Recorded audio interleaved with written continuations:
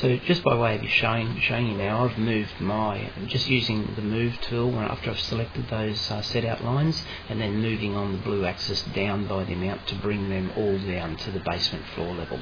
Now of course I've got my basement floor drawn already now, you won't have yours. So I'll just show you what I'll do then is I'll just open up my layer dialog box. So I'll turn off my basement floor. Oh, okay, so I've got some other things going on, some wrong layers. This is always a bit of a problem. I should go through at some stage and tidy these up to the appropriate layers. So they should go on, but that should go on basement floor. That should go on basement floor. So should these. Okay, right. Now, so what I've done then is from my basement floor level, and the other way you can do it, maybe if I even do turn my set out off, this is another way you could do it, just by remembering from your sketches, your hand sketches that you've created, by remembering how much further down below the floor you took the block walls, you can now use your tape measure to measure back up from the bottom of your floor, back in an upwards direction, how far that should be, and then you can put a tape measure line across the bottom of your back wall. And then once you've done that, you can then just start with your line tool and draw lines along that set out, right across to the other side of the building, on that wall there, and then do another line 150 millimeters below that. That'll then split that back block wall up for you in a few different sections, and then you can push-pull each of those sections back out until they hit the other end of this block wall, and that'll create the floors for you. Now when you do that, the floors will be in different pieces, so I'll just turn mine back on again. Layer, basement floor, there's my basement floor turned back on. Now probably when I originally did this, it would have only extruded this strip, push-pulled that strip out, and then I would have push-pulled the next strip out, and then the next strip out. So wherever I hit these walls here, I've then push-pulled this edge here until it hits that other edge there, and so you can finally close up those floors around there. I might actually now just delete that line as well.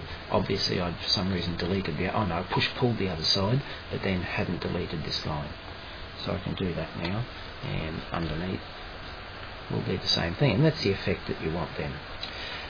I suggest that you bring this edge that I'm looking at just there and highlighted just there, I suggest you bring that about 1.2 meters forward of this opening. We don't want to come down the ramp right at that opening and then have to turn around, so I'd prefer that ramp to start some distance before we actually get, and 1.2 meters is probably not a bad distance.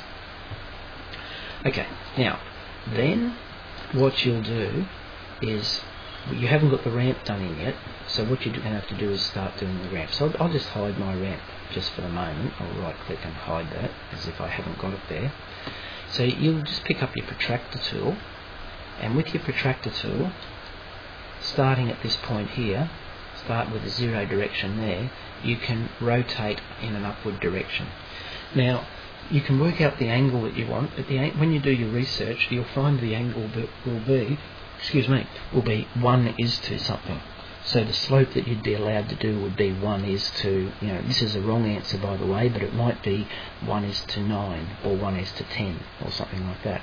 Now you'll have to research in the BCA to find out what the correct slope will be. Once you find that, instead of down here where I'm highlighting here at the moment, instead of entering the angle in degrees there, SketchUp is clever enough to know what you mean if you type 1:to whatever it might be, 1:12 or 1:10 or whatever it might be, but those aren't the correct answers. You'll have to find out what the correct answer is in accordance with the BCA. We've worked through this in class. Okay, so you can then set your construction line out, and then you can use that construction line to draw a line from that corner along that construction line.